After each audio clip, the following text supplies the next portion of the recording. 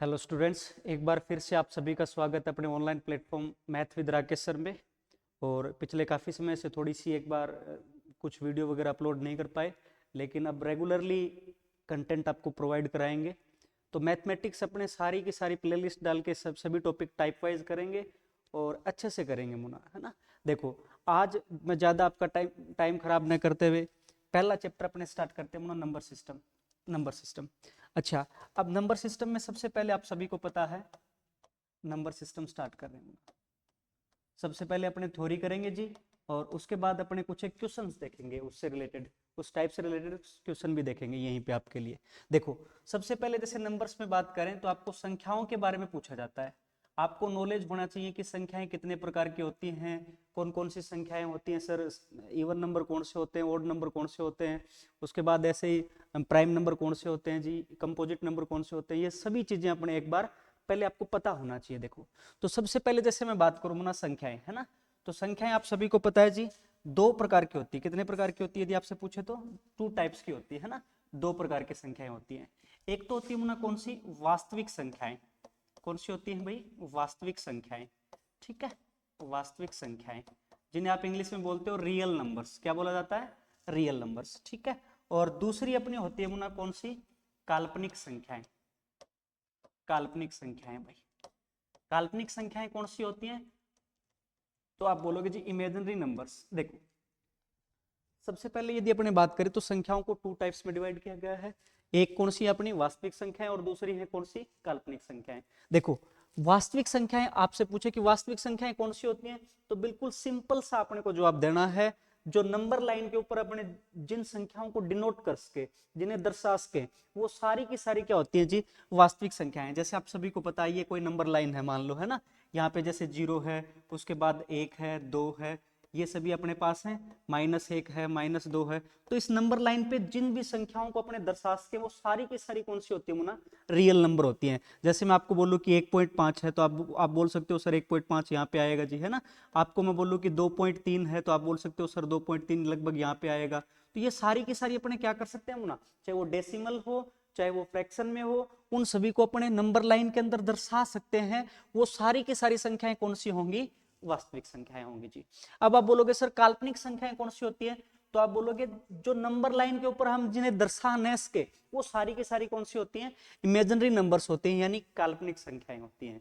जैसे आपने यदि आपके पास 11th 12th में मैथ वगैरह रहा हो तो आप सभी को पता होगा, जैसे 3+4 आइटा है या फिर 2+3 आइटा है, जहां पे भी आइटा वगैरह ये आ जाए अपने, ये तो सभी ये सारे के सारे क्या होते हैं, इमेजिनरी नंबर्स होते हैं, यानी काल्पनिक संख्याएं होती हैं।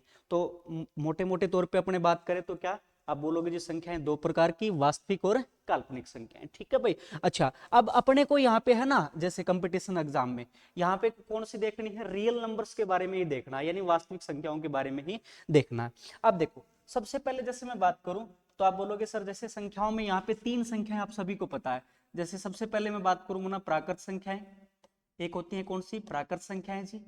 ठीक है, दूसरी कौन सी, तो आप बोलोगे जी पूर्ण संख्याएं, नेचुरल नंबर। दूसरी कौन सी है, पूर्ण संख्याएं यानी होल नंबर्स, होल नंबर्स भाई, है ना। और तीसरी मुना आपके पास कौन सी होती है, पूर्णांक, पूर्णांक यानी इंटीजर। ठीक है, इन तीनों के बारे में देखो। सबसे पहले तो आप सभी को पता है जी पूर्ण प्राकृत संख्याएं कौन सी होती हैं, तो आप बोलोगे सर पॉजिटिव वाली जितनी भी संख्याएं होती हैं या धनात्मक जितनी भी संख्याएं होती हैं, एक से लेकर इनफाइनाइट तक, वो सारी की सारी कौन सी आएंगी जी, प्राकृत संख्याओं के अंदर आती है। चाहे आप बोलो सर 1 है, 2 है, 3 है, 99 है, 5757 है ना। ये सारी की सारी संख्याएं क्या है मुना, पॉजिटिव है। यहाँ पे जीरो और नेगेटिव की संख्याएं शामिल नहीं होती हैं। पॉजिटिव वाली जितनी भी संख्याएं हैं वो सारी की सारी कौन सी होंगी मुना, प्राकृत संख्याएं। ठीक है, इंग्लिश में कहते हैं इन्हें नेचुरल नंबर, इसलिए इन्हें डिनोट किससे करते हैं, कैपिटल एन से। किससे डिनोट करते हैं यदि आपसे पूछे तो आप बोलोगे जी कैपिटल एन से डिनोट करते हैं। पहली बात क्लियर है जी। दूसरी है अपनी पूर्ण संख्याएं। पूर्ण संख्याएं किसे कहेंगे, तो आप बोलोगे जिसमें जीरो भी शामिल हो जाता है ना।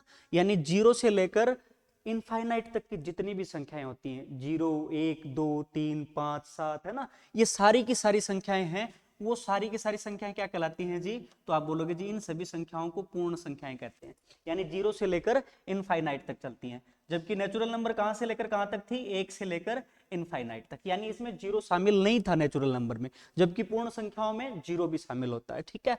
तीसरा है इंटीजर, पूर्णांक। पूर्णांक किसे कहते हैं? तो आप बोलोगे सर इसमें नेगेटिव वाले, जीरो और पॉजिटिव वाले सभी संख्याएं शामिल हो जाती हैं, उन सभी को अपने को क्या बोलते हैं भाई? इंटीजर यानी पूर्णांक बोलते हैं। जैसे आप बोलोगे सर ये कौन सी होती है? माइनस इन्फिनिटी से लेके प्लस इन्फिनिटी तक। इसके अंदर आप बोल सकते हो -3 है, माइनस का स्तर है ना, 0 है, प्लस का 78 है, प्लस का 99 है, प्लस का 9999 है। ये सारी संख्याएं जो है ना, ये सारी की सारी संख्याएं, ये सब क्या कहलाते हैं जी? पूर्णांक कहलाते हैं। अब आप सभी को पता है पूर्णांक को इंग्लिश में किससे डिनोट करते हैं? कैपिटल आई से। इंटीजर होता है मुना, या फिर इसे डिनोट करते हैं किससे? कैपिटल जेड से। ठीक है। अच्छा, पूर्ण संख्याओं को किससे डिनोट करते हैं? तो आप बोलोगे जी होल नंबर्स होता है, यानी किससे डिनोट करते हैं? कैपिटल डब्ल्यू से। तो तीनों के बारे में अपने को इन्फॉर्मेशन मिल गई जी।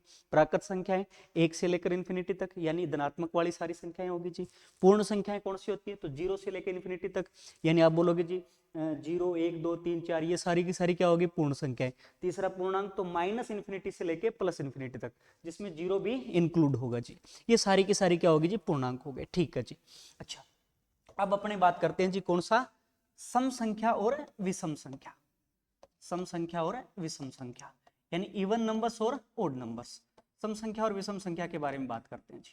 देखो, अब आप सभी को पता है मुना, देखो सम संख्याएं कौन सी होती हैं? तो आप नॉर्मली आप बोल सकते हो जी जिनके अंदर 2 का पूरा पूरा भाग चला जाए, वो सारी की सारी क्या होती हैं? सम संख्याएं होती हैं जी। अच्छा, दूसरे शब्दों में आप ये भी बोल सकते हैं, देखो आप सभी को पता है कि जितनी भी मैथमेटिक्स के अंदर संख्याएं होती हैं, वो सभी किससे मिलकर बनी होती हैं? तो आप बोलोगे जी 0 1 2 3 4 5 6 7 8 और 9। अच्छा, मैथमेटिक्स में जितनी भी संख्याएं होती है ना मुना, वो सारी की सारी इन्हीं डिजिट से मिलकर बनी होती है भाई, है ना।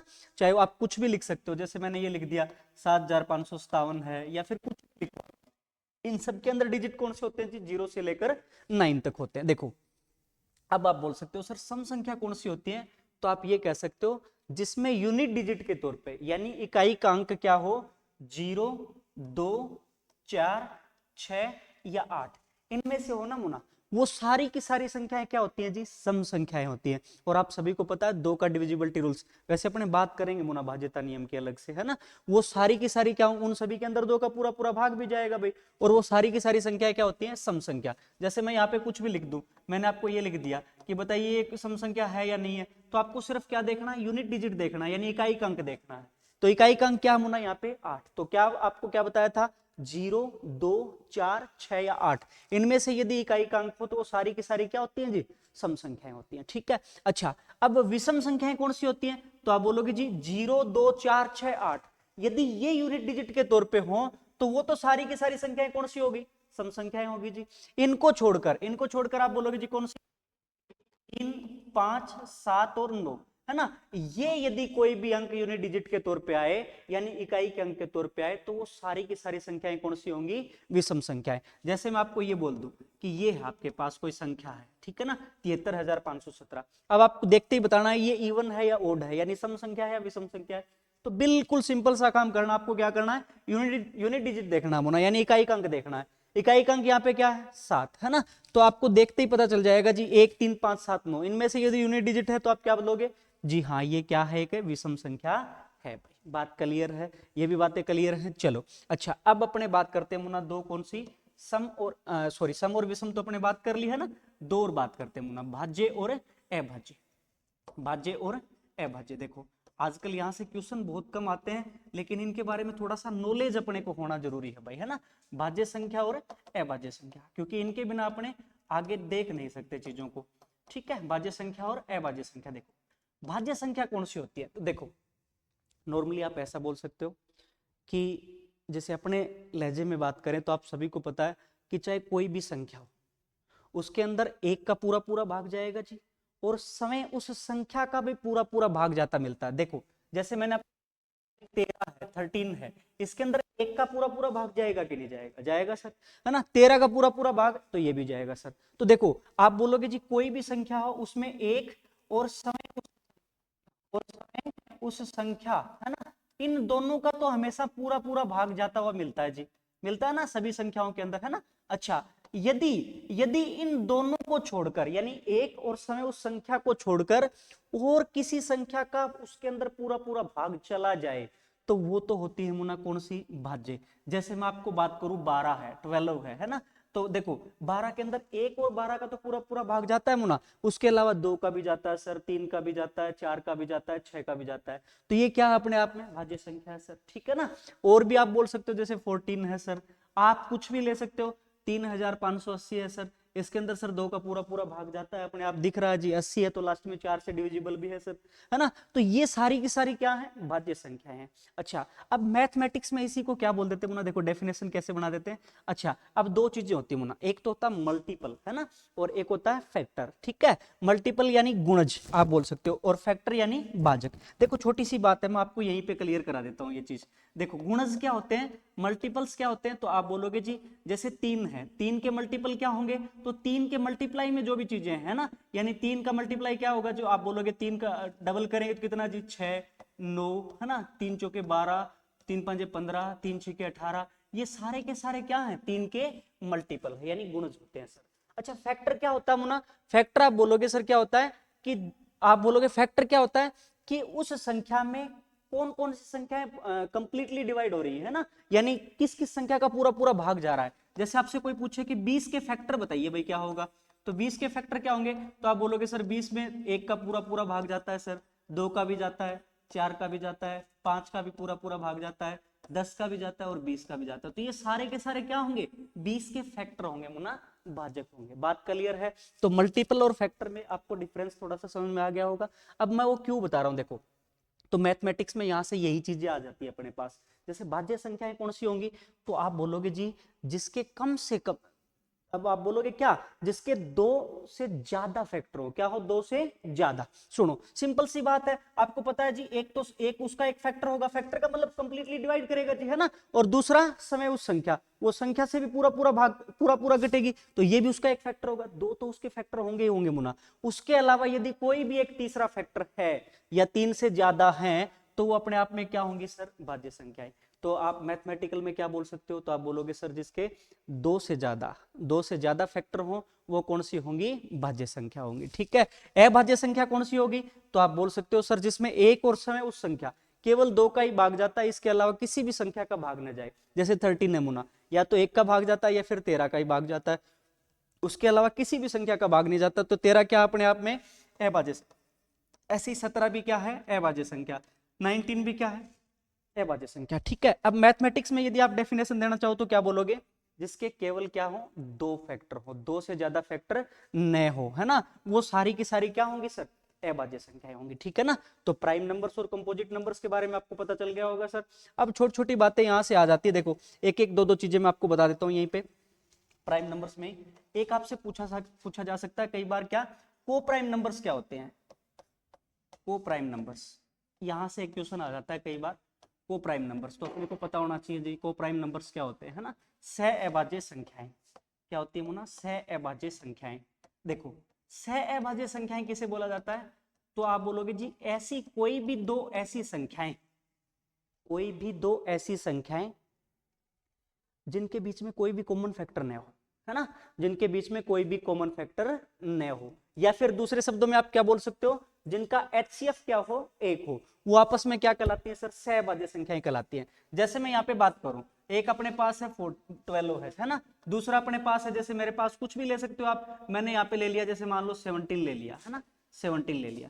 अब देखो प्राइम फैक्टराइजेशन, या फिर और भी आप ले सकते हो, जैसे मैंने एक 8 ले लिया, एक आपके पास 9 ले लिया, ठीक है ना, एग्जांपल के तौर पे मैं आपको बता रहा हूं। अब इसका प्राइम फैक्टराइजेशन करें मुना, है ना, यानी अभाज्य गुणनखंड करें तो कितने का? 2, फिर 2 गुणा 2, है ना, 2 दूनी 4 दूनी 8, ये प्राइम फैक्टराइजेशन होंगे। अब 9 के प्राइम फैक्टराइजेशन क्या होंगे मुना? तो 3 गुणा 3, ये लो सर। अब यहाँ पे आप देखो दोनों के अंदर कोई भी कॉमन फैक्टर है क्या? यहाँ पे सर 3 हुए हैं तो यहाँ पे कोई 2 नहीं है, यहाँ पे 3 है तो यहाँ पे 3 नहीं है सर, तो कोई भी कॉमन फैक्टर नहीं है।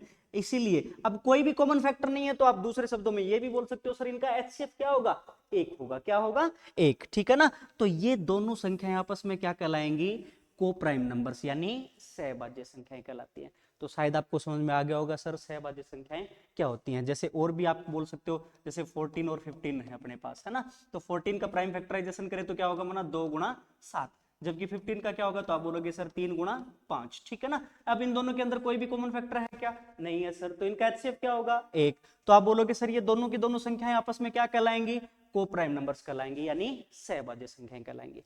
तो को प्राइम नंबर्स के बारे में आपको पता चल गया होगा सर। अब अपने को नेचुरल नंबर के बारे में पता है, प्राकृत संख्याएं क्या होती है, पूर्ण संख्याएं क्या है, पूर्णांक क्या है, उसके बाद सम क्या है, विषम क्या है, भाज्य क्या है, अभाज्य क्या है, और साथ में सहभाज्य संख्याएं क्या होती है जी, ठीक है। अब अपने बात करते हैं, देखो मुना नेक्स्ट अपने बात करेंगे, दो संख्याएं होती हैं प्रीम में और अप्रीम में। यहां से एग्जाम में क्वेश्चन भी आते हैं मुना, प्रीम में और अप्रीम में। देखो बिल्कुल सिंपल सी बात है, एक दो चीजें अपने को देखनी है। देखो प्रीम में और अप्रीम में संख्या, देखो प्रीम में और अप्रीम में संख्या। अब मेरी बात थोड़ा ध्यान से सुनो।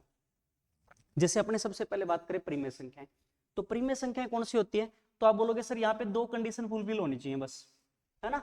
अब वो दो कंडीशन कौन सी हैं, पहली कंडीशन क्या है, तो आप बोलोगे सर ऐसी संख्याएं जिसे आप अंश बटे हर के रूप में लिख सको, है ना। आप क्या बोलोगे, ऐसी संख्याएं जिसे आप अंश बटे हर के रूप में लिख सके, अंश के रूप में लिखा जा सके।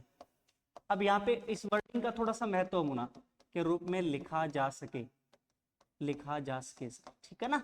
अच्छा, या फिर अपने जैसे नॉर्मली अपने 9th 10th में पढ़ते सर पी बटे क्यू के रूप में लिखा जा सके, बात वही है मुना, अंश बटे हर के रूप में बोल दो चाहे पी बटे क्यू के रूप में बोल दो, है ना। अच्छा दूसरी कंडीशन क्या है मुना, यहाँ पे जो हर है ना डिनोमिनेटर है उसकी वैल्यू क्या नहीं होनी चाहिए सर, 0 के बराबर नहीं होनी चाहिए। क्या नहीं होनी चाहिए, 0 के बराबर उसकी वैल्यू नहीं होनी चाहिए। क्यों नहीं होनी चाहिए, उसका भी मैं आपको रीजन बता देता हूं। देखो यदि आप 0 में किसी भी संख्या से डिवाइड करोगे, 0 में किसी भी संख्या से डिवाइड करोगे तो आप बोलोगे सर इसकी वैल्यू क्या नहीं है, 0।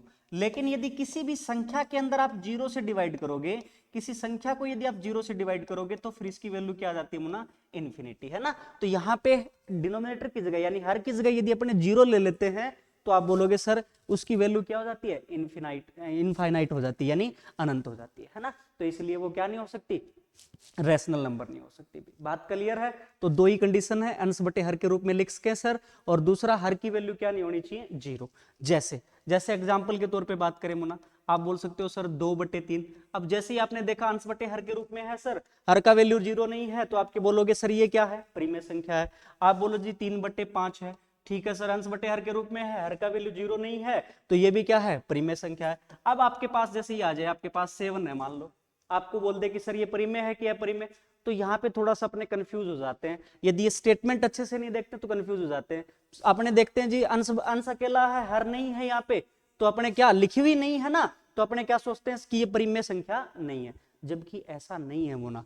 क्यों नहीं है, देखो ये अपने को क्या लिखा हुआ है यहाँ पे, देखो स्टेटमेंट में पहली कंडीशन क्या है, जिसे अंश बटे हर के रूप में लिखा जा सके, है ना। हम लिख सकते हैं क्या, इसको लिख सकते हैं सर। यदि मैंने 7 के बटे में 1 लगा दिया तो वैल्यू तो 7 ही रहनी है भाई, है ना, वैल्यू तो 7 ही रहनी है। अंश बटे हर के रूप में लिख दिया कि नहीं लिख दिया, लिख दिया सर। और हर का मान क्या नहीं है, 0 नहीं है, तो दोनों कंडीशन फुलफिल हो रही है। तो 7 अपने आप में क्या है, प्रीमेय संख्या सर। ऐसे ही मैं आपको बोल दूं 5 क्या है, प्रीमेय है क्या प्रीमेय, तो आप बोलोगे सर ये भी प्रीमेय है। कैसे हुई, बटे में 1 लगा दो सर। मैं आपको बोल दूं -3 क्या है, प्रीमेय है या अप्रीमेय है, तो आप बोलोगे सर ये भी प्रीमेय है। क्यों है, क्योंकि बटे में सर मैंने 1 लगा दिया तो वैल्यू तो -3 ही रहनी है भाई, और अंश बटे हर के रूप में लिख दिया, हर का मान क्या नहीं है, 0 नहीं है। मैं आपको बोल दूं 0 क्या है, प्रीमेय है या अप्रीमेय, तो आप बोलोगे सर ये भी क्या है, प्रीमेय संख्या है।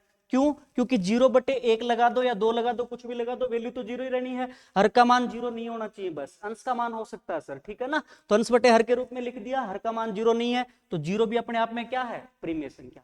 तो यहां से देखो मुना 3 चीजें अपने पास आ जाती है। क्या आ जाती है, देखो सिंपल सी बात है, मैं आपको बताता हूं कि सारी की सारी प्राकृत संख्याएं, अब आपको पता है प्राकृत संख्याएं कौन सी हैं, तो आप बोलोगे सर 1 से लेकर इनफाइनाइट तक होती है ना, 2 3 4 5 7 57 9797, जो भी है, सारी की सारी जो प्राकृत संख्याएं होती हैं वो सारी की सारी क्या होती है मुना, तो आप बोलोगे सर वो सारी की सारी प्रीमेय संख्याएं होती हैं। क्यों होती है, बटे में आप क्या लगा सकते हो, 1 लगा सकते हैं जी, ठीक है। दूसरा स्टेटमेंट क्या बोल रहा हूं मैं आपको, सारी की सारी सभी जो पूर्ण संख्याएं होती हैं, पूर्ण संख्याएं होती हैं, सभी पूर्ण संख्या वो भी क्या होती है मुना। अब आप बोलोगे सर पूर्ण संख्याओं में जीरो और इंक्लूड हो जाता है, तो जीरो भी क्या है सर, प्रीमेय संख्या है। तो सभी पूर्ण संख्याएं होती हैं वो भी सारी की सारी क्या होती है मुना, प्रीमेय संख्या होती है। ये बात भी क्लियर हो गया होगा, है ना।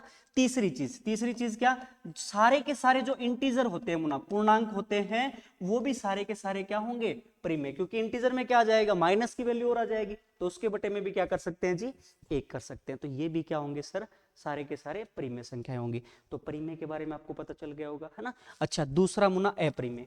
अप्रीमेय क्या होंगी, तो आप बोलो सर जिसका कोई निश्चित मान न हो, है ना, जिसका कोई निश्चित मान न हो, कोई निश्चित मान न हो जी, कोई निश्चित मान न हो, वो सारी की सारी क्या होती हैं जी, अप्रीमेय संख्याएं होती हैं, ठीक है ना। जैसे आप बोलोगे सर रूट 2 है, रूट 2 की वैल्यू 1.414, ये तो अपने लेते हैं मुना, आगे चलती रहती है ना। ऐसे ही रूट 3 है, रूट 3 का वैल्यू 1.732, ये तो लेते हैं सर, आगे चलती रहती है। ऐसे ही आप बोलोगे सर रूट 5 है, रूट 6 है, रूट 7 है ना, रूट 7 है, रूट 8 है, ये सारी की सारी क्या है, अप्रीमेय संख्याएं। रूट 10 है, रूट 11 है, ठीक है ना। ऐसे आप बोलोगे सर पाई, पाई की वैल्यू 3.14 अपने लेते हैं मुना, ये आगे चलता रहता है इसका वैल्यू, तो ये भी क्या है, एक अप्रीमेय संख्या। तो ये सभी क्या है, अप्रीमेय संख्या।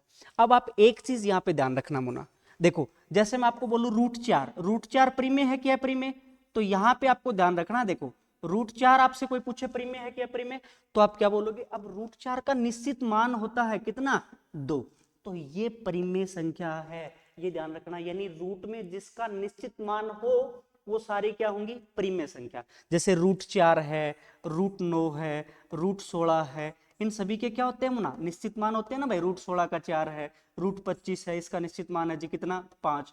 तो ये सारी की सारी जिनका रूट में जिसका निश्चित मान हो वो सारी की सारी किस में आएंगी मुना, परिमेय संख्या में। बात क्लियर। और रूट में जिसका निश्चित मान न हो वो सारी क्या आएंगी, अप्रीमेय संख्या में। पाई भी क्या होगी सर, अप्रीमेय संख्या। तो परिमेय और अप्रीमेय के बारे में थोड़ा सा आपको पता चल गया होगा सर। परिमेय क्या होती है, तो अंश बटे हर के रूप में लिख के।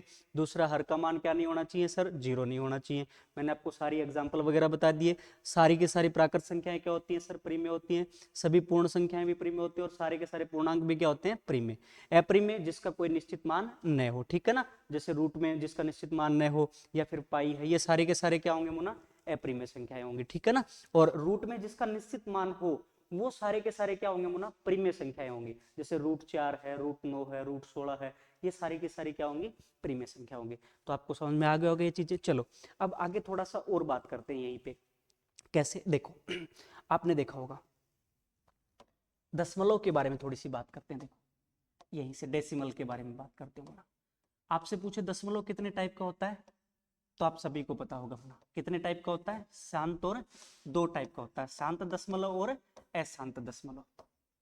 शांत दशमलव और अशांत दशमलव, ठीक है ना, 2 टाइप का होता है, शांत दशमलव और अशांत दशमलव। देखो अब आप सभी को पता है, शांत यानी नाम से पता चल रहा है कि दशमलव के बाद 2 या 3 डिजिट आए, है ना, उसके बाद संख्या क्या हो जी, आगे लगातार कंटिन्यू न चले, वो सभी क्या होते हैं, शांत। जैसे मैंने यहाँ पे लिख दिया 7.312, ठीक है। अब दशमलव के बाद 3 डिजिट आए, उसके बाद आगे नहीं चल रही संख्या, तो ये क्या होगी सर, शांत दशमलव, ठीक है। अब मैं आपसे पूछूं कि ये शांत दशमलव वाली जितनी भी संख्याएं होती हैं वो परिमेय होंगी कि अपरिमेय होंगी, तो आप बोलोगे सर वो सारी की सारी संख्याएं परिमेय होती हैं। क्यों होती हैं, देखो मैं आपको बोलूं कि इसका दशमलव हटाना है, तो आप सभी ने किया होगा ये काम। 7312 बटे में कितने डिजिट के बाद में है भाई, 3 डिजिट के बाद में, तो एक के आगे क्या लगा देते हैं, 3 जीरो। हमने इसे अंश बटे हर के रूप में लिख दिया कि नहीं लिख दिया, लिख दिया सर। हर का मान 0 नहीं है ना, तो ये संख्या किस में आएगी, 2 ही तो कंडीशन है मुना परिमेय की। तो आप बोलोगे सर ये कौन सी संख्या होगी, परिमेय। तो जितने भी शांत दशमलव होते हैं वो सारे के सारे क्या होते हैं सर, परिमेय होते हैं। पहली बात आपको क्लियर होगी है ना। अच्छा अब अशांत दशमलव की बात करते हैं मुना, इसको फिर 2 टाइप्स में डिवाइड कर देते हैं मुना अपने, है ना। एक तो कौन सा होता है सर, अशांत आवर्ती, अशांत आवर्ती, ठीक है। और दूसरा आप बोलोगे सर अशांत अनावर्ती, अशांत अनावर्ती जी, ठीक है। टर्मिनेटिंग और नॉन टर्मिनेटिंग की बात कर रहे हैं मुना अपने यहाँ पे, है ना। आवर्ती और अनावर्ती, अशांत आवर्ती और अशांत अनावर्ती। देखो नाम से पता चला, अशांत यानी दशमलव के बाद यानी डेसिमल के बाद डिजिट अपने कंटिन्यू रहे जी, है ना। और दूसरा आवर्ती, यानी किसी भी चीज की बार बार रिपीटेशन हो। जैसे मैं यहाँ पे लिख दूं 0.22222 ऐसे चल रहा है जी, है ना, लास्ट तक चल रहा है। जैसे मैं यहाँ पे लिख दूं 0.454545 ऐसे चल रहा है जी आगे तक, है ना, कंटिन्यू चल रहा है। तो यहाँ पे आप देख रहे हो, देखो दो की क्या हो रही है मुना, रिपीटेशन हो रही है। तो इस चीज को अपने क्या लिख देते हैं, ऐसे भी तो लिख देते हैं, है ना। 0.2 के ऊपर क्या लिख दिया भाई, बार, ऐसे देखो, है ना। ऐसे ही यहाँ पे देखो 0.45 और इसके ऊपर क्या लिख दिया जी, बार, है ना। अब मैं आपसे पूछ लूं कि ये परिमेय होंगी कि अपरिमेय होंगी। देखो, तो आप सभी को ध्यान रखना है कि अशांत आवर्ती वाले भी क्या होते हैं सर, ये भी परिमेय संख्याएं होती हैं। कैसे? अच्छा, इसको थोड़ा सा मैं आपको बता देता हूं कि कैसे अपने फ्रैक्शन में चेंज करते हैं, अंश बटे हर के रूप में कैसे लिखते हैं। देखो सिंपल सी बात है मुन्ना, जैसे यहाँ पे 0.2 के ऊपर बार है ना, इसको यदि आपको फ्रैक्शन में चेंज करना तो आपको क्या काम करना है, ये जो संख्या है इसको आप एज इट इज रखेंगे, है ना, 2 रख दिया जी। अब कितने के ऊपर बार है, 1 के ऊपर बार है, तो आप बोलोगे सर उतने ही 9 लगा देने अपने को नीचे, 2/9, ये लो सर, अंश बटे हर के रूप में लिख दिया, इसका मान 0 नहीं है सर, तो ये क्या होगी, परिमेय संख्या। ऐसे यहाँ पे ये है जैसे अपने पास, तो क्या हो जाएगा मुन्ना, 45 अपॉन कितने के ऊपर है भाई, तो आप बोलोगे सर 2 के ऊपर, तो क्या लगा देंगे, 2 9 लगा देंगे, यानी 45/99। अब यदि कट रहा है तो काट लेते हैं। देखो यहाँ से कितने से कट रहा है अभी, 3 से कट रहा है, तो कितना हो गया, 15/33, है ना। और भी कट रहा है 3 से, तो आप बोलोगे सर 5/11, ये लो सर, बिल्कुल सिंपल सी बातें हैं। ठीक है, 9 से कट रहा है, 9 5 45 और 11 9 99, तो कितना हो जाएगा, 5/11। अब एक दो और बता देता हूँ, देखो मैं आपको, जैसे अपने पास ये आ जाए मूला, कई कई बार ऐसे आ जाती है चीजें, 0.5444 ऐसे आ जाती है ना, तो आप बोलोगे सर 0.5 तो है और 4 का क्या हो रहा है, रिपीटेशन, तो 4 के ऊपर बार है सर, तो इसको आप कैसे लिखोगे, तो सिंपल सी बात है। देखो आप बोलोगे सर कंप्लीट संख्या क्या है अपने पास, 54। अच्छा, अब मैंने क्या बताया था, यहाँ पे तो देखो मुना सीधा ही है, सभी के ऊपर बार था तो सीधी संख्या लिख देते थे। जिन यहाँ पे आपको क्या देखना है, जिस संख्या के ऊपर बार नहीं है ना, उसको कंप्लीट संख्या में से माइनस करना है। तो किसके ऊपर बार नहीं है भाई, 5 के ऊपर, तो -5 कर दिया सर। बटे में क्या आएगा, तो आप देखो सर कितने संख्या के ऊपर बार है, तो देखो यहाँ पे एक ही संख्या के ऊपर बार है, तो उतने ही तो अपने को क्या लेने हैं सर, 9, तो एक संख्या के ऊपर बार है तो 9 ले लिया जी, और जिसके ऊपर बार नहीं उसके लिए क्या लेना है, 0। बिल्कुल सिंपल सी कहानी है। अब 54 में से 5 गए तो आप सभी को पता है कितना हो गया, 49, बटे में कितना हो गया, 90, ये लो सर, ये इसका वैल्यू। ठीक है, तो ये आपको चेंज भी करना आ गया होगा शायद। और ये सारी की सारी क्या होती है सर, प्रीमिय संख्याएं होती हैं। दूसरी होती है मुना अशांत अनावर्ती, आप सभी को पता है, यानी किसी भी चीज की रिपीटेशन भी न हो और वो डेसिमल क्या नहीं हो, शांत भी नहीं हो। जैसे अपने पास कुछ भी मैं आपको लिख दूं, ये लिख दिया 3.02457 है ना, 6 8, और ऐसे आगे चल रहा है, ये कंटिन्यू चल रहा है। तो आप बोलोगे सर यहाँ पे इसका दशमलव डेसिमल आप हटा सकते हो क्या, नहीं हटा सकते, क्योंकि हमें नहीं पता सर आगे कितने डिजिट है ना, कहाँ तक चल रही है, और दूसरा किसी चीज की रिपीटेशन भी नहीं है। तो आप बोलोगे ये सो अशांत अनावर्ती वाले होते हैं, ये सारे के सारे किस में आएंगे, सॉरी ये सारे के सारे किस में आएंगे, तो ये आप बोलोगे सर अपरिमेय संख्या में आएंगे। किसे में आएंगे, अपरिमेय, क्योंकि इसका कोई निश्चित मान नहीं है मुना। जबकि अशांत आवर्ती वाले और शांत दशमलव ये सारे के सारे किस में आएंगे, तो आप बोलोगे सर ये किस में काउंट होंगे, परिमेय संख्या में काउंट होंगे।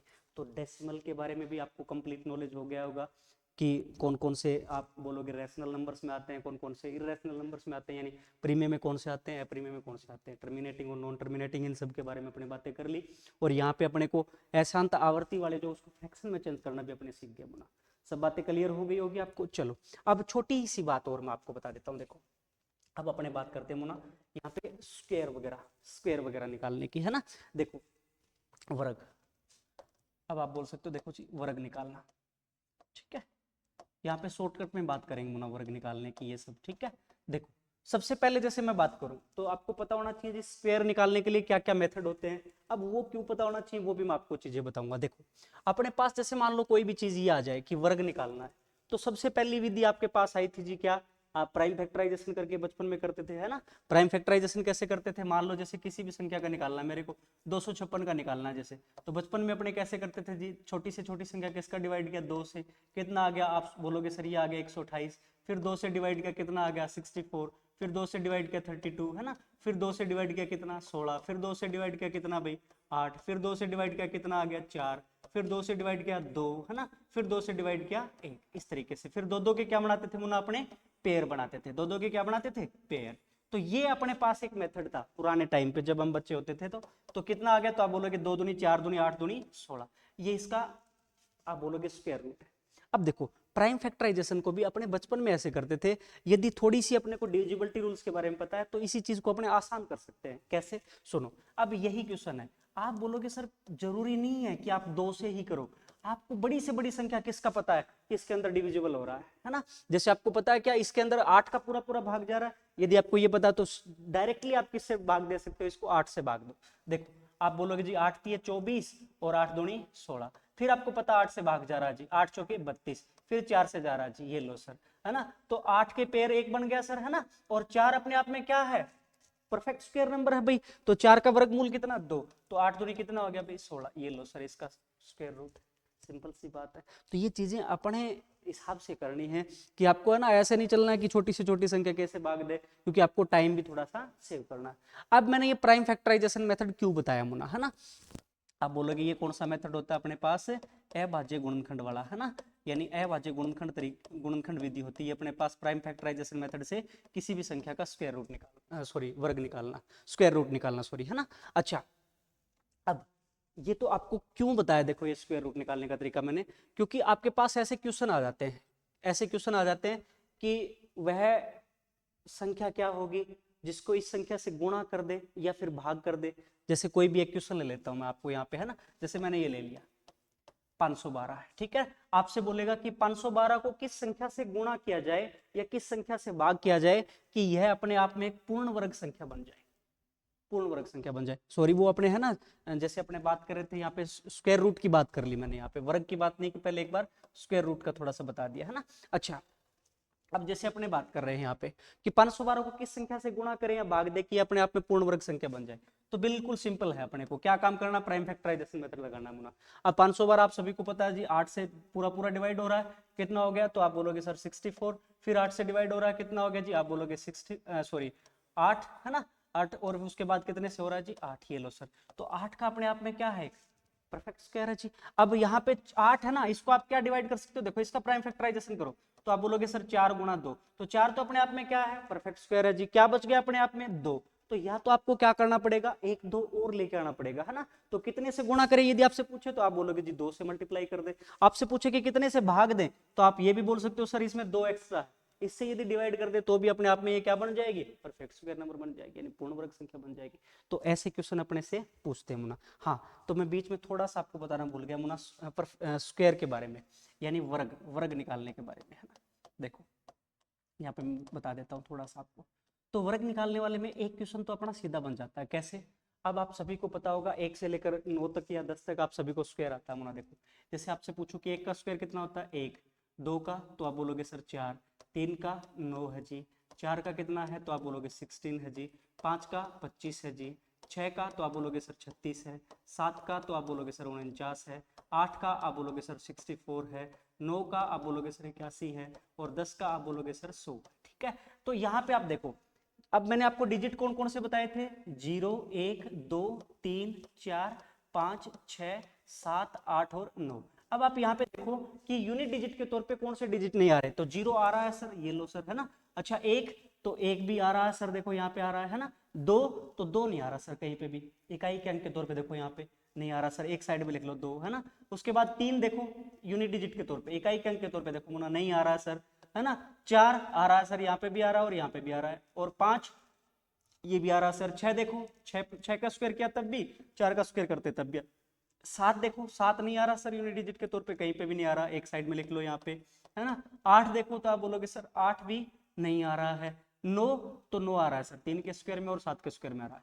तो 2 3 7 और 8, ये 4 नंबर, ये 4 अपने पास डिजिट आ गए मुना। तो यहां से एक क्वेश्चन सीधा बन जाता है कि यदि किसी भी संख्या का यूनिट डिजिट 2 3 7 या 8 हो तो वो कभी भी पूर्ण वर्ग संख्या नहीं हो सकती, अर्थात उसका पूरा पूरा वर्गमूल ज्ञात नहीं कर सकते। बिल्कुल सिंपल सी कहानी अपने पास क्या है कि जिस संख्या में इकाई के अंक के तौर पे, यानी यूनिट डिजिट के तौर पे आपको ध्यान रखना है, इकाई के अंक के तौर पे 2 3 7 या 8 आ जाए तो वो संख्या कभी भी पूर्ण वर्ग संख्या नहीं हो सकती, पूर्ण वर्ग संख्या नहीं हो सकती जी, और उसका पूरा पूरा वर्गमूल ज्ञात नहीं कर सकते। सिंपल सी कहानी है ना? अच्छा, अब दूसरा अपने बात करते, देखो दूसरा अपने क्या बात करते हैं जी, अब स्क्वायर निकालने का शॉर्टकट में थोड़ा सा आपको बता देता हूँ। देखो अब यहाँ पे वही चीजें बेस लेके चलना होता है मुन्ना, है ना। देखो अब आपके पास मान लो 100 के नजदीक कोई संख्या हो, 100 के नजदीक कोई संख्या हो और उसका आपको स्क्वायर निकालना है, ठीक है ना। 100 के नजदीक कोई संख्या है जी, उसका आपको स्क्वायर निकालना है। जैसे कोई भी संख्या ले लेता हूं मैं, 97 ले लिया, इसका आपको स्क्वायर निकालना है, तो आप 1 सेकंड में बता सकते हैं। कैसे? बिल्कुल सिंपल सी कहानी है, सुनना। अब आप बोलोगे 97 है, 100 के नजदीक है, 100 से कितना कम या ज्यादा ये देखना अपने को। तो आप बोलोगे 97 क्या है, 100 से 3 कम है। तो 3 जितना भी कम या ज्यादा होता है ना उसका स्क्वायर करो, यानी वर्ग करेंगे। तो 3 का स्क्वायर कितना हो गया मुन्ना, 9। और उसको हमेशा 2 डिजिट में लिखना होता है। तो 2 डिजिट में लिखेंगे तो कैसे लिखेंगे 9 को, तो आप बोलोगे सर 0 9 लिख दिया, ये लो सर, है ना। अच्छा अब जितना भी कम है ना उस संख्या में से घटा देंगे, और यदि ज्यादा है तो उस संख्या में ऐड कर देंगे। तो 3 कम है ना, 100 से 3 कम है 97, तो 97 में से 3 माइनस कर दो, यानी कितना हो गया 94, ये लो सर इसका स्क्वायर है, ठीक है। ऐसे ही मैं जैसे बोलूं 96 का स्क्वायर करो, तो आप बोलोगे सर कितना कम है, 100 से 4 कम है। तो 4 कम है तो 4 का स्क्वायर कितना, 16, है ना। उसको कितने अंकों में लिखोगे, 2 अंकों में, ये लो सर 2 अंकों में ही है ना। अब 4 कम है तो 96 में से 4 माइनस कर दो, कितना हो गया 92, ये लो जी। 102 है, जैसे 102 का स्क्वायर करना है तो बिल्कुल सिंपल सी कहानी, आप बोलोगे सर कितना ज्यादा है, 2 ज्यादा है, तो 2 का स्क्वायर कितना 4, तो 2 डिजिट में लिखना तो कैसे लिखोगे 04, ये लो सर। अब 2 ज्यादा ना तो 102 में 2 ऐड कर देंगे, यानी कितना हो गया 104 04, ये लो सर, ठीक है। तो इसके नजदीक यदि आपके पास कुछ भी संख्या, आप ऐसे कर सकते हैं जी। जैसे मैंने को 113 का स्क्वायर करना है, तो बिल्कुल सिंपल सी कहानी है। अब आप बोलोगे जी कितना ज्यादा है, 13 ज्यादा है जी 100 से, है ना। तो 13 का स्क्वायर कितना होता है 169, 169 2 डिजिट में लिखना है तो क्या लिख दिया 69, एक अपने पास क्या होगी जी असल होगी, ठीक है। अब 13 ज्यादा है ना, तो 113 में 13 ऐड करेंगे, कितना हो गया 126, और प्लस एक असल है, यानी कितना हो गया 127, ये लो जी इसका स्क्वायर है, ठीक है। तो शॉर्टकट में कर सकते हैं, 100 के नजदीक कोई संख्या हो तो।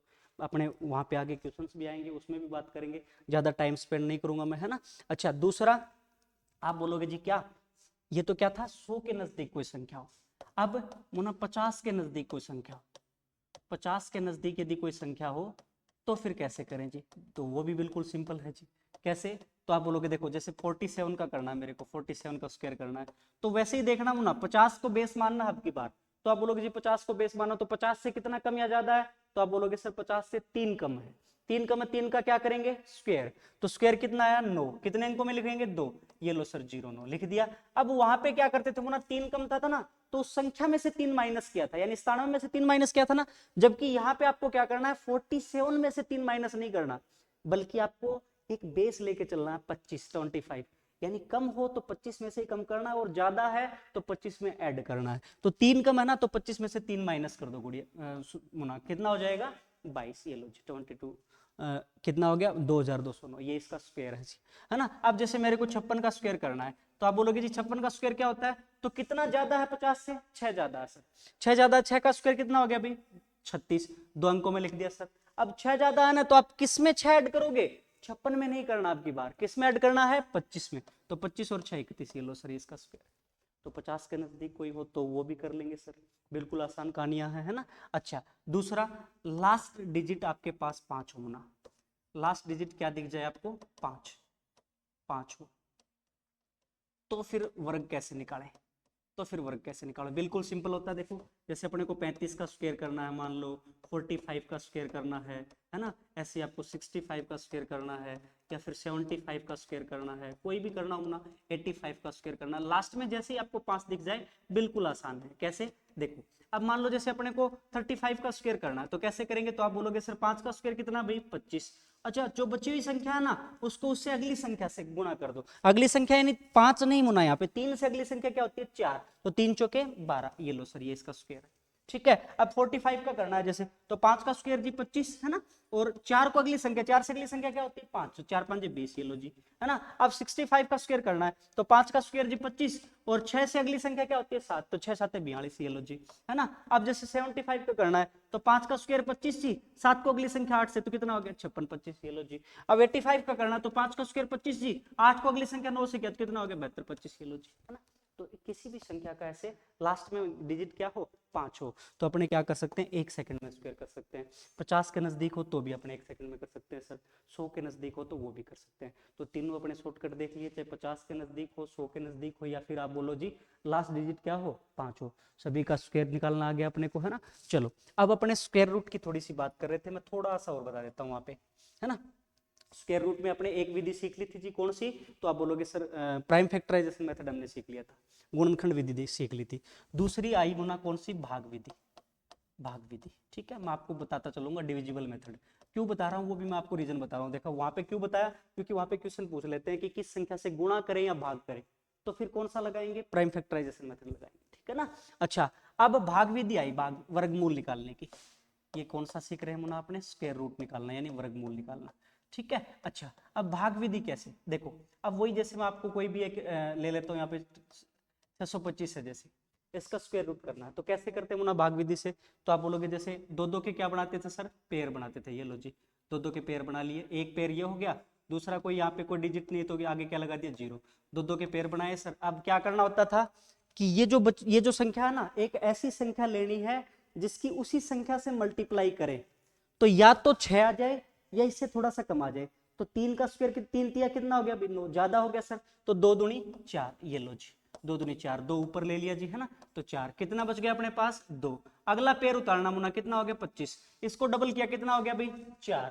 अब एक ऐसी संख्या लेनी है कि जैसे मान लो यहाँ पे 3 लेंगे तो 43 को 3 से मल्टीप्लाई करना पड़ेगा, 4 लेंगे तो 44 को 4 से मल्टीप्लाई करना पड़ेगा, 5 लेंगे तो 45 को 5 से करना पड़ेगा। तो आपको दिख रहा है लास्ट में 5 कब आएगा, जब 5 को 5 से मल्टीप्लाई करेंगे तभी तो आएगा। तो यहाँ पे क्या ले लिया जी, ये लो 5, 45 को 5 से कितना आ गया 225, ये 5 ऊपर चला गया सर, तो इसका स्क्वायर रूट कितना आ गया, तो आप बोलोगे सर 25, ये लो, ठीक है, सिंपल सी बातें हैं। अब यहीं पे जैसे अब क्वेश्चन कैसे पूछता आपको, बिल्कुल सिंपल सी लैंग्वेज में आपको क्वेश्चन पूछेगा, जैसे आपको बोल देगा कि 628 है, 628 है, इस संख्या में से क्या घटाया जाए, है ना, क्या घटाया जाए कि वो एक पूर्ण वर्ग संख्या बन जाए, है ना। तो आप बोलोगे सर कैसे, वही चीजें करनी है अपने को, दो दो के क्या बनाने हैं मुना, पेयर, ये लो जी, है ना। अब क्या किया, वही उसी संख्या को आपस में गुणा करें तो 6 आ जाए, उससे कम आ जाए तो 2 का 2 दूनी 4 जी, ये लो, कितना बच गया 2, बच गया कितना 28, दो इसका दुगुना किया कितना आ गया, तो आप बोलो सॉरी यहाँ पे 2 2 था ना मुना, 2 का डबल किया कितना आ गया जी 4। अब आपको ऐसी संख्या देखनी है कि या तो 200, जैसे मान लो 4 लेंगे तो 44 को 4 से, 5 लेंगे तो 45 को 5 से करना पड़ेगा, 46 लेंगे तो 46 को 6 से करना पड़ेगा, है ना, 6 लेंगे तो, 7 लेंगे तो 47 को 7 से करना पड़ेगा। तो यहाँ पे ऐसी संख्या देखनी है, जैसे मान लो यहाँ पे 45 को 5 से करें तो इस या तो ये 228 आ जाए या इसके नजदीक आ जाए। तो आप बोलोगे 45 को 5 से किया तो कितना आ गया 225, ये लो जी, तो इसके नजदीक है मुना, तो यहाँ पे 5 चढ़ा दिया। तो आप बोलोगे जी 225 यदि यहाँ पे होता तो अपने आप में पूर्ण वर्ग होती, तो कितना माइनस करना पड़ेगा, 3 माइनस करना पड़ेगा। तो ऐसे क्वेश्चन यहाँ पे आ जाते हैं, ठीक है। थोड़ी सी और प्रैक्टिस करोगे तो ये बात आपको समझ में आ जाएगी। तो दूसरी थी अपनी डिविजिबल मेथड। तीसरा देखो मुना, तीसरा मुना आपको अब शॉर्टकट, यदि आपको पता हो, यदि आपको पता हो कि ये अपने आप में एक पूर्ण वर्ग संख्या है तो फिर उसका वर्गमूल भी अपने बहुत जल्दी निकाल सकते हैं। कैसे, देखो मान लो मेरे पास ऐसी आ जाए 2209 है, ठीक है, इसका स्क्वायर रूट निकालना है तो बिल्कुल सिंपल सी कहानी है, वही अपने को मैं आपको एक बार फिर से बता देता हूँ। 1 का स्क्वायर 1 जी, 2 का 4, 3 का है जी 9, 4 का जी 16, 5 का 25 है जी, 6 का तो आप बोलोगे सर 36 है, 7 का तो आप बोलोगे सर 49 है, 8 का आप बोलोगे सर 64 है, 9 का तो आप बोलोगे सर 81 है, और 10 का कितना है तो आप बोलोगे सर 100, ठीक है। अब ये क्यों लिखा, देखो मैं थोड़ी सी रीजन बता देता हूँ आपको। आपको ये देखना है कि किस संख्या का स्क्वायर करें तब यूनिट डिजिट यानी इकाई के अंक के तौर पे 9 आ रहा है। तो एक तो सर 3 का करते हैं तो 9 आता है, दूसरा 7 का करते हैं तब भी लास्ट में क्या आता है 9 आता है जी। तो 3 और 7 2 डिजिट है मुना, ठीक है। अब आपको क्या करना है, ये जो दहाई का अंक होता है ना, ये जो सेकंड डिजिट है इसको आपको क्या कर देना है, स्किप करना मुना, छोड़ना है, ठीक है। अब बची हुई संख्या क्या 22 है ना, आपको ये देखना है कि ये किस किस के स्क्वायर के बीच में आती है, यानी 4 का स्क्वायर कितना मुना 16, 5 का 25, इन दोनों के बीच में नहीं है। तो अब आप देखो 5 का स्क्वायर 25, 6 का स्क्वायर 36, इनके बीच में है क्या, नहीं है सर। तो 4 का स्क्वायर 16 और 5 का स्क्वायर 25, इन दोनों के बीच में अभी अपने पास, तो 4 और 5 के स्क्वायर के बीच में है, ठीक है। तो 4 का स्क्वायर 16 है सर, 5 का स्क्वायर 25, इन दोनों के बीच में ही तो है 22, है ना। अच्छा अब यहां से जो छोटा अंक है ना वो तो लेना ही लेना है, यानी क्या ले लिया भाई 4, ये लो सर। अच्छा अब अपने को इसमें से डिसाइड करना है कि 3 आएगा या 7 आएगा। इसके लिए आपको क्या करना है, इन दोनों की मल्टीप्लाई करनी है, कितना हो गया 4 पंजे 20, है ना। अब यदि ये बची हुई संख्या इस मल्टीप्लाई से ज्यादा हो तो अपने को क्या लेना है, बड़ा अंक। यदि ये बची हुई संख्या इस मल्टीप्लाई से कम होती तो अपने को छोटा अंक लेना था सर। तो बची हुई संख्या क्या है, ज्यादा है ना मल्टीप्लाई से, तो क्या लेंगे, बड़ा अंक, यानी इसका कितना हो गया स्क्वायर रूट है 47। ये लीजिए, बिल्कुल सिंपल सी बात है ना। जैसे मेरे पास ही आ जाए 2704, इसका स्क्वायर रूट करना आप, तो बिल्कुल सिंपल सी कहानी है। सबसे पहली चीज आप क्या देखोगे, किस किस का स्क्वायर करें तब 4 आ रहा है भाई, तो आप बोलोगे सर 2 का करते हैं तब आता है, 8 का करते हैं तब आता है यूनिट डिजिट के तौर पे, तो 2 और 8 लिख दिया सर। ढाई के अंक को छोड़ देते हैं सर, बची हुई संख्या क्या है 27, किस किस के स्क्वायर के बीच में आती है, तो आप बोलोगे सर 5 के स्क्वायर और 6 के स्क्वायर के बीच में आती है, 25 और 36 के बीच में। तो यहां से क्या ले लेना है अपने पास, 5 तो लेना ही सर, इसमें से 2 आएगा या 8 आएगा, इसके लिए कैसे करें, तो आप बोलोगे सर इन दोनों की करते मल्टीप्लाई, कितना आ गया 5 6 के 30। अब ये बची हुई संख्या 27 क्या है, 30 से छोटी है, छोटी है तो कौन सा छोटा अंक आएगा, यानी कितना भाई, ये लो सर इसका स्क्वायर रूट, तो आपको स्क्वायर रूट भी निकालने आगे होंगे शायद, ठीक है। चलो एक छोटी सी बात और कर लेता हूं ना मैं, ऐसे ही अपने को पास जैसे आपने आ जाए कि घनमूल निकालना, घनमूल क्यूब रूट, ठीक है ना, क्यूब रूट निकालना चाहिए ना, वर्गमूल निकालना सीख लिया, अब क्यूब रूट की बात करते हैं, यानी घनमूल निकालना चाहिए। तो देखो अब मान लो जैसे मेरे पास घनमूल निकालने के लिए एक तो वही अपने प्राइम फैक्टराइजेशन मेथड है मुना, जैसे 64 है तो आप क्या करोगे 4 से कर सकते हो सर, आपको याद है तो, है ना, फिर 4 से कितना 4, फिर 4 से 1, और 3 3 के क्या बनाते थे सर, पेयर बनाते थे। तो एक तो अपने पास ये था जी, है ना, प्राइम फैक्टराइजेशन मेथड। दूसरा, अब मान लो कोई बड़ी संख्या आ जाए और अपने को पता है जी 39,304 है, जैसे ये है, ठीक है। अब अपने को यदि पता है ना कि अपने आप में क्या है भाई, पूर्ण घन संख्या है, यानी इसका कंप्लीटली आप क्यूब रूट कर सकते हो, तो आप 1 सेकंड में कर सकते हो। कैसे, देखो अब आपको क्यूब पता होगा ना, 1 से लेकर 9 10 तक, तो 1 का क्यूब कितना होता है 1, 2 का 8, 3 का 27, 4 का तो आप बोलोगे सर 64, 5 का तो आप बोलोगे सर 125 है, 6 का कितना होता है तो आप बोलोगे सर 216 होता है, 7 का आप बोलोगे सर 343 होता है, 8 का आप बोलोगे सर 512 होता है, 9 का आप बोलोगे सर 729 होता है ना, ऐसे 10 का कितना होता है 1000, ठीक है। तो आपको यहां तक पता है। अब आप देखोगे 0 से लेकर 9 तक सारे अंक आ रहे हैं, देखो 0 आ रहा है इकाई अंक के तौर पे, 1 भी आ रहा है सर, 2 भी आ रहा है ना, 3 आ रहा है सर, 4 भी आ रहा है, 5 भी आ रहा है सर, 6 भी आ रहा है, 7 तो आप बोलोगे सर 7 भी आ रहा है, 8 तो 8 भी आ रहा है सर, देखो यहाँ पे है ना, 9 भी आ रहा है। तो यहाँ पे अपने को वो जो स्क्वायर रूट में थोड़ा सा पजल होते थे कि कौन कौन से आएंगे या नहीं आएंगे, या फिर डबल आएंगे, 2 बार आएंगे, जैसे 4 2 का स्क्वायर करते थे तब भी आता था, 8 का स्क्वायर करते थे तब भी आता था, वो भी नहीं होगा सर। तो यहाँ पे सिंपल सी कहानी है, कैसे करना देखो शॉर्टकट में आपको बता देता हूँ। आप बोलोगे सर 4 किसका क्यूब करते हैं, किस संख्या का क्यूब करते हैं तब यूनिट डिजिट क्या रहता है, तो आप बोलोगे सर 4 का करते तभी आता 4, तो है ना, तो आप बोलोगे यहाँ पे कितना आ गया 4। अच्छा, अब वहां पे स्क्वायर रूट में कितने छोड़ते थे, 1 अंक छोड़ते थे, यहाँ पे कितने अंक स्किप करने मुना, 2 अंक स्किप करने, ठीक है। अब बची हुई संख्या क्या है 39। आपको ये देखना है कि किसका क्यूब करें तब या तो 39 आ जाए या इससे थोड़ा सा कम आ जाए। तो देखो अब 4 का क्यूब 64 से ज्यादा होगा मुना, तो 3 का क्यूब 27 इसके नजदीक है, तो क्या आएगा सर 3, ये लो जी, इसका क्यूब रूट है 34, ठीक है। तो शायद आपको बातें समझ में आ गई होंगी, है ना, थोड़ी सी लंबी क्लास हो रही है, इसलिए अपने यहीं तक अपने देखते हैं चीजें। अब मैं आपको थोड़ा सा क्वेश्चन देख लेते हैं इससे रिलेटेड, कुछ एक क्वेश्चन यहाँ पे अपने बात करते हैं जी। देखो सिंपल सी कहानियां है, अब आप शायद 1 सेकंड में बता देखो। देखो पहला क्वेश्चन अपने पास है कि निम्न में से कौन सी एक पूर्ण वर्ग संख्या है। तो देखो पहली चीज मैंने आपको बताई थी, वहां पे क्या बताई थी कि जब भी किसी भी संख्या का यूनिट डिजिट क्या हो ना, 2 3 7 या 8 हो, तो वो अपने आप में कभी भी पूर्ण वर्ग संख्या नहीं हो सकती, है ना, तो उसका पूरा पूरा वर्गमूल ज्ञात नहीं कर सकते।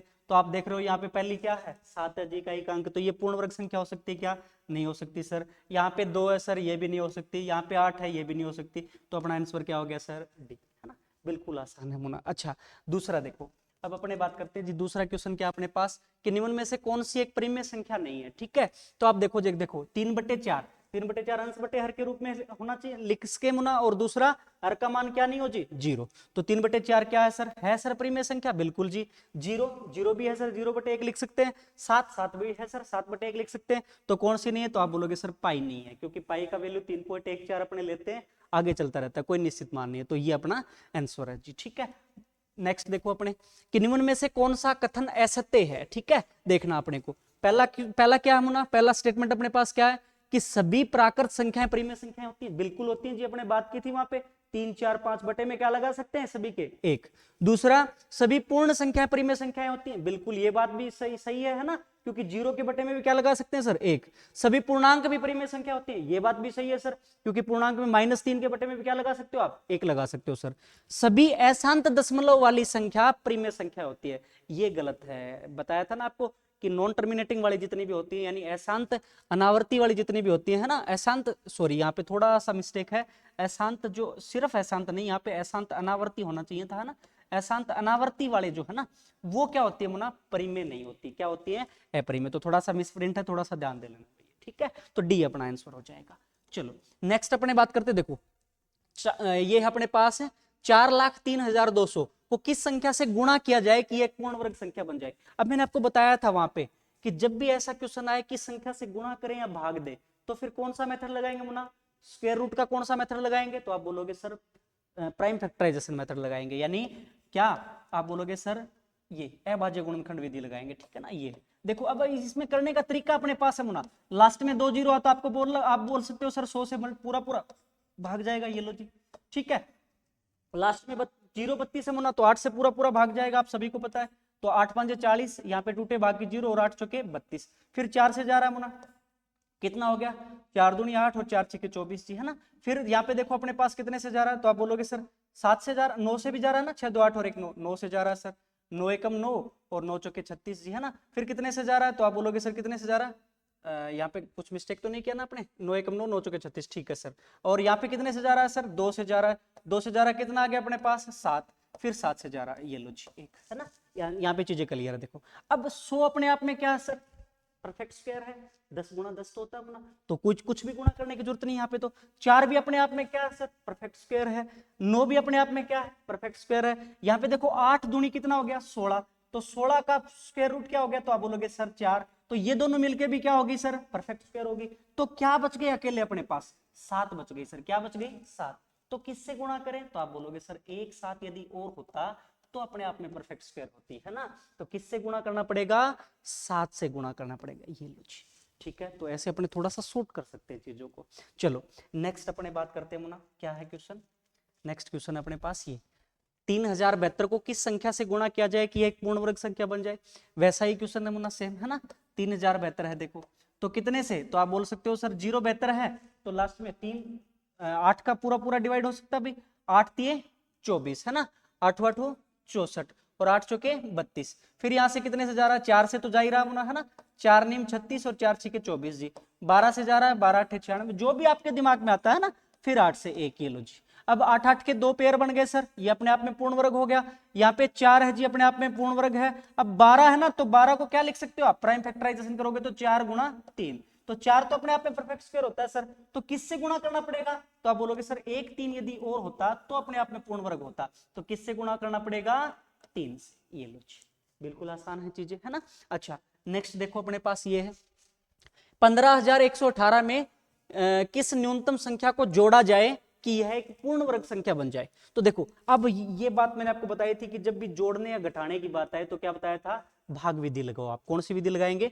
भाग विधि। तो 15,118 है मुना, तो क्या करेंगे? भाग विधि कैसे लगाते हैं? दो दो के क्या बनाते हैं मुना? पेयर, ये लो जी, दो दो के पेयर बना लिए, है ना। अब यहां से आप देखो कि सबसे वो संख्या देखनी है कि जिसका आपस में गुणा करे तो या तो 1 आ जाए या इससे छोटा, तो 1 ही होती है मुना, ये लो जी। 1 से क्या कितना आ गया? 1, ठीक है। अच्छा 1 का डबल किया, यहाँ पे कितना आ गया? 2। यहाँ पे पूरा का पूरा पेड़ उतारना मुना, यानी 15, ठीक है। अब मान लो जैसे यहाँ पे क्या लेंगे, सॉरी 51 है ना, सॉरी सॉरी थोड़ा सा मिस्टेक हो गया अभी। ये क्या है अपने पास? 51 है, 51 है, ठीक है ना। 51 है जी, 51 है यहाँ पे।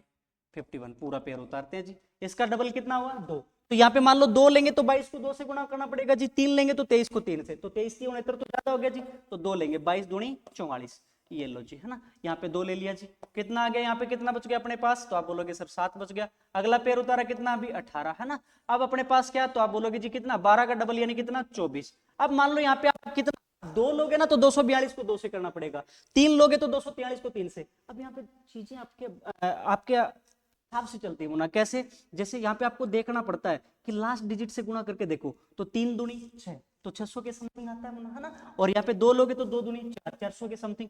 तो यहाँ पे चीजें आप देखो, तो आप 3 लेके देखो यहाँ पे, तो 3 आप बोलोगे जी 3 से क्या, तो 3 तिये 9, ये 3 चौके 12, 2 1 3 दूनी 6 और 1 7, 729। तो आप बोलोगे यदि 729 यहाँ पे होता ना तो पूरा पूरा भाग आप बोल सकते हो कि पूरा पूरा अपने पास में परफेक्ट स्क्वायर नंबर बन जाती। तो कितने की कमी है, 729 में से 718 माइनस कर दो मुना, यानी कितना, तो आप बोलोगे सर कितना ऐड करना पड़ेगा, 11 ऐड करना पड़ेगा। यही तो पूछा है कि किसको जोड़ा जाए, तो कितना ऐड करना पड़ेगा, 11 आपको ऐड करना पड़ेगा, तब जाके अपने आप में क्या होगी, ये पूर्ण वर्ग संख्या होगी। क्लियर है सभी को? चलो एक बार और अच्छे से देखेंगे, ऐसे क्वेश्चन आते हैं ना एग्जाम में, ठीक है, लेकिन थोड़ा सा एक बार आप देखोगे तो बिल्कुल आसान है चीजें। देखो नेक्स्ट अपने बात करते हैं, नेक्स्ट क्वेश्चन क्या अपना, 3452 में किस न्यूनतम संख्या को जोड़ा जाए कि एक पूर्ण वर्ग संख्या बन जाए। तो ये भी वैसी ही है अपने पास, जैसे पीछे वाला क्वेश्चन था वैसा ही क्वेश्चन है, तो आप करके देखना, ठीक है। अपने बात करेंगे भाई, इसको नहीं आया तो देखो जैसे कर लेते हैं, चलो यहाँ पे कर ही लेते हैं। 3452 है होना, ठीक है। तो आप बोलोगे दो दो के क्या बनाएंगे भाई, पेयर, वैसे ही करना है अपने को। तो 6 का स्क्वायर ज्यादा होगा जी, 5 का स्क्वायर कितना, ये लो जी 25 है ना, कितना बच गया अपने पास, तो आप बोलोगे सर ये बच गया 9, कितना उतार लिया अगला पेयर, 52, ठीक है। 5 का डबल कितना भाई, 10, ठीक है। अब यहाँ से मेरे को पता है कि क्या 9 लेंगे है ना, तो 9 लेंगे तो 9 के आसपास आ जाएगा भाई, तो 9 निम 81, ये लो जी 9 एकम 9। तो आप बोलोगे सर कितना ऐड करना पड़ेगा, तो 52 में 81, तो आप बोलोगे कितना हो गया यहाँ से 9 और 20 29, 29 ऐड करना पड़ेगा। यहाँ पे थोड़े से ऑप्शन हैं वो थोड़े से मिस्टेक हैं, थोड़े से ध्यान से देख लेना भाई एक बार, है ना, ये थोड़े से ध्यान रखना भाई, थोड़े से मिस्टेक में है ऑप्शन वगैरह, एक बार करेक्ट कर लेना इनको, ठीक है। चलो नेक्स्ट अपने बात करते हैं मुना, यहाँ पे देखो नेक्स्ट क्वेश्चन, ये लो, यदि 7569 एक पूर्ण वर्ग संख्या है तो इसका वर्गमूल ज्ञात करना है। अब अपने को पता है मुना कि पूर्ण वर्ग संख्या है, तो एक सेकंड में कर सकते हैं, कैसे, आपको देखना किस किस का स्क्वायर करते हैं तब 9 आता है, तो 3 का और 7 का, ये लो जी, दाई के अंक को छोड़ देना है सर। 75 किस किस के स्क्वायर के बीच में आता है, तो 8 का स्क्वायर 64, 9 का 81, इन दोनों के बीच में आता है सर, 8 और 9 के बीच में। तो यहां से क्या ले लेना है अपने को, छोटा अंक यानी 8 ले लेना है सर। इन दोनों की गुणा करें कितना हो गया, 72। अब 72 से ये जो संख्या है बची हुई, ये क्या है, बड़ी है, बड़ी है तो क्या लेंगे, बड़ा अंक, यानी इसका परफेक्ट स्क्वायर नंबर क्या, सॉरी इसका वर्गमूल क्या आ जाएगा, स्क्वायर रूट क्या आ जाएगा, तो आप बोलोगे सर क्या आ जाएगा 86, ठीक है। एक सेकंड में कर सकते हैं भाई अपने। चलो नेक्स्ट देखते हैं अपने क्या है, यदि 11449 एक पूर्ण वर्ग संख्या है तो इसका वर्गमूल बताना है। तो अपने को पता है सर पूर्ण वर्ग संख्या, तो वही अपने को शॉर्टकट से कर सकते हैं भाई। देखो किस किस का स्क्वायर करते हैं तो 9 आता है, तो 3 और 7 जी, दाई के अंक को छोड़ देना। अब 114 देखो किस किस के स्क्वायर के बीच में आ रहा है, तो आप बोलोगे सर 10 का स्क्वायर 100 और 11 का स्क्वायर 121, तो 10 और 11 के बीच में आ रहा है सर। तो यहां से क्या ले लेना है, 10 तो लेना ही है जी, ठीक है। इन दोनों की मल्टीप्लाई करेंगे कितना आ गया भी 110, 110 से ये बची हुई संख्या क्या है, बड़ी है, तो कौन सा अंक लेंगे जी, बड़ा अंक, ये लो जी। इसका कितना आ गया, तो आप बोलोगे जी इसका स्क्वायर रूट आ गया कितना, सॉरी 107, सॉरी 107 आ गया, ठीक है। बात क्लियर है सभी को? देखो नेक्स्ट अपने बात करते हैं भाई क्या है, नेक्स्ट क्वेश्चन है अपना, यदि 39,304 एक पूर्ण घन संख्या है तो इसका घनमूल, तो ये तो शायद अपने किया भी था, है ना, किया था ना। देखो क्या करना है अपने को, वही भाई आप देखोगे किसका क्यूब करते हैं तब 4 आता है यूनिट डिजिट के तौर पे, तो सर 4 का स्क्वायर, 4 का क्यूब 64 होता है, तो 4 तभी आता है जी, 4 का करते हैं तब। दाई और सैकड़ा दो दो अंकों को क्या कर देना, छोड़ देना। अब किसका क्यूब करेंगे तब या तो 39 आ जाए या इससे थोड़ा सा कम, तो 4 का क्यूब 64 ज्यादा हो गया सर, 3 का क्यूब 27 इसके नजदीक है, तो क्या जाएगा इसका घनमूल क्या जाएगा, तो आप बोलोगे 34 इसका क्यूब रूट हो जाएगा, ठीक है। नेक्स्ट अपने पास क्या, देखो नेक्स्ट अपने पास यदि 1,85,193 1,85,193 एक पूर्ण घन संख्या है तो इसका घनमूल बताना मुना, ठीक है। वैसा ही क्वेश्चन है, देखो आप बोलोगे सर क्या पूर्ण घन संख्या अगले ने दे रखी है, तो घनमूल है अपने आप एक सेकंड में ज्ञात कर सकते हैं भाई। किसका क्यूब करते हैं तब लास्ट में 3 आता है, तो सर 7 का क्यूब 343 होता है, तब लास्ट में 3 आता है जी, तो किसका करते हैं तब 7 का। अब 1 से लेकर 10 तक आपको कम से कम क्यूब याद होने चाहिए, ठीक है। दाई और सैकड़ा क्या कर देना, छोड़ देना मुना। 185 तो किसका क्यूब करते हैं तब 185 के नजदीक होता है भाई, तो 5 का क्यूब 125, 6 का क्यूब 216, ज्यादा हो गया सर 6 का क्यूब, तो 5 का क्यूब 125, ये लो जी, तो इसका क्यूब रूट क्या हो गया 56। बिल्कुल आसान है चीजें अपने पास, क्यूब रूट वगैरह, है ना। देखो नेक्स्ट अपना क्या है, नेक्स्ट क्वेश्चन ये है मुना कि देखो 4,05,224 एक पूर्ण घन संख्या है तो इसका ज्ञात करो। तो बिल्कुल वही देखना अपने को, किसका क्यूब करेंगे तब 4 आता है लास्ट में, तो आप बोलोगे सर 4 का करते तभी आता है, दो दो डिजिट क्या कर देने, छोड़ देने सर। अब 405 किसके नजदीक है, देखो भाई किसका क्यूब करते तब नजदीक आता है 405 के, तो 7 का क्यूब सर 343, 8 का क्यूब 512, इससे ज्यादा हो गया, तो किसका करते हैं तब, 7 का करते हैं तब, तो आप बोलोगे जी ये लो जी 7 आ गया, तो इसका क्यूब रूट क्या हो जाएगा 74। बिल्कुल आसान है ना।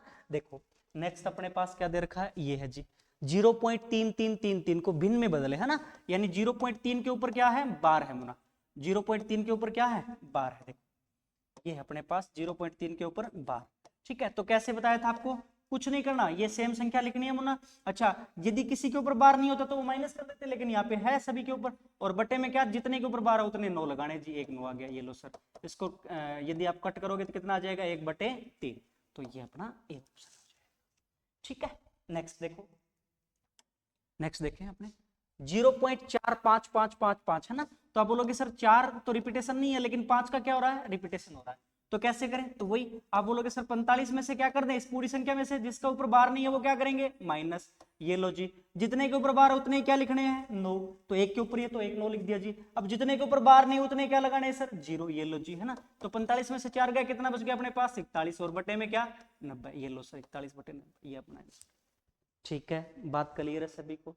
तो ये अपने थोड़े से क्वेश्चन देखे जो आज अपने चीजें की, उसी भी आप पे क्या क्या क्वेश्चन आते हैं, कैसे कैसे पूछे जाते हैं, प्रीवियस ईयर एग्जाम में भी ऐसे ही क्वेश्चन आते हैं अपने पास, तो ये चीजें थोड़ी सी देखनी है भाई, ठीक है। नेक्स्ट क्लास में अपने थोड़ी सी इसमें आगे और बात करेंगे, कैसे कैसे क्वेश्चन आते हैं, क्या क्या चीजें करते हैं, ठीक है। आज के लिए इतना ही, थैंक यू।